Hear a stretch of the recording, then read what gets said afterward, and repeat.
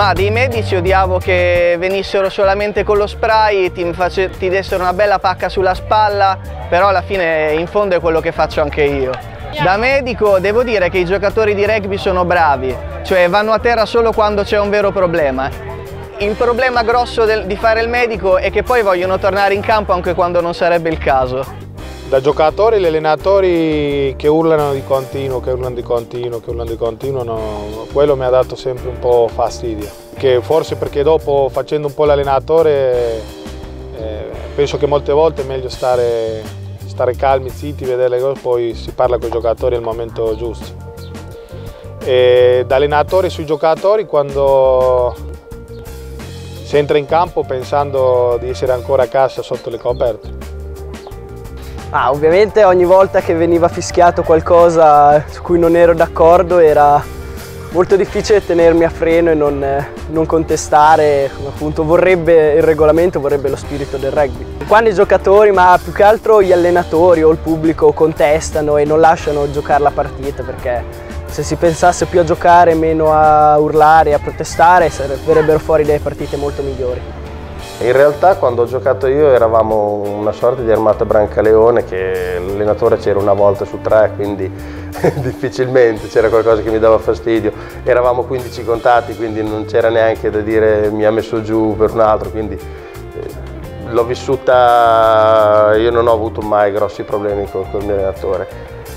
Dall'altra parte della barricata mi dà fastidio quando loro mancano di rispetto ai propri compagni, non tanto verso di me, perché ci può anche stare, ripeto, per il discorso dell'età tutto, però io appunto molto all'inizio dell'anno glielo dico, io una cosa che non sopporto e che proprio li mando a fare la doccia è quando loro si mancano di rispetto e si offendono fra di loro, perché io credo che questa sia la prima cosa che devono imparare, che se vogliono fare uno sport dove loro credono di essere dei fenomeni, vanno a giocare a tennis, vanno a fare il nuoto, vanno a fare uno sport singolo. Se decidono di fare questo sport devono sapere che ci sono certe regole. E insultare un proprio compagno di squadra o offendere un proprio compagno di squadra secondo me è proprio un punto fermo su cui non transigo.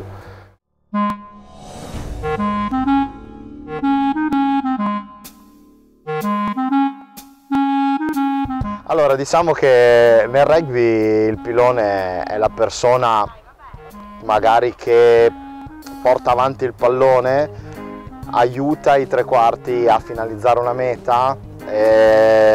Sono persone di solito più massicce o differentemente magre, come definiamo noi un pilone, e niente, semplicemente è un ball carrier, quindi porta la palla avanti o vince anche le mischie, insomma in sé per sé fasi statiche di gioco e quant'altro, per poi far finalizzare ai tre quarti, che diciamo che sono un po' più fragili e corrono di più.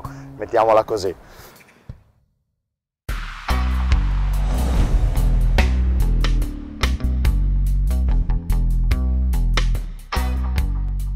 Il rugby femminile in generale ha avuto delle grandissime difficoltà ad affermarsi e ad avere, diciamo così,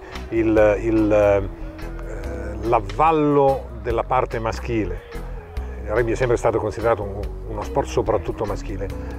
Ma da quando il rugby femminile si è affermato, si è espanso e sta crescendo con i numeri con cui sta crescendo, anche il rugby femminile ha dato mostra di essere a volte migliore nelle performance, nelle prestazioni di quello maschile, quindi insomma bella crescita e bel momento anche per loro. Vedo che c'è una gran voglia adesso di crescita del rugby femminile e trovo alcune ragazze incredibilmente predisposte per il rugby, cosa che non avrei mai, devo dire, pensato prima.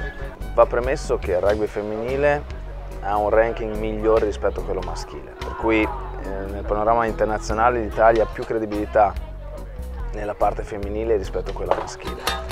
Poi le donne quando ci si mette non è un problema, lo sapete benissimo anche voi, per cui il rugby femminile è molto più, come posso dire, è molto più tirato, meno sorrisi, non è che li siano tanti nemmeno nel rugby maschile, però vedi che hanno un focus totalmente diverso, per cui è assolutamente appassionante almeno quanto quello maschile.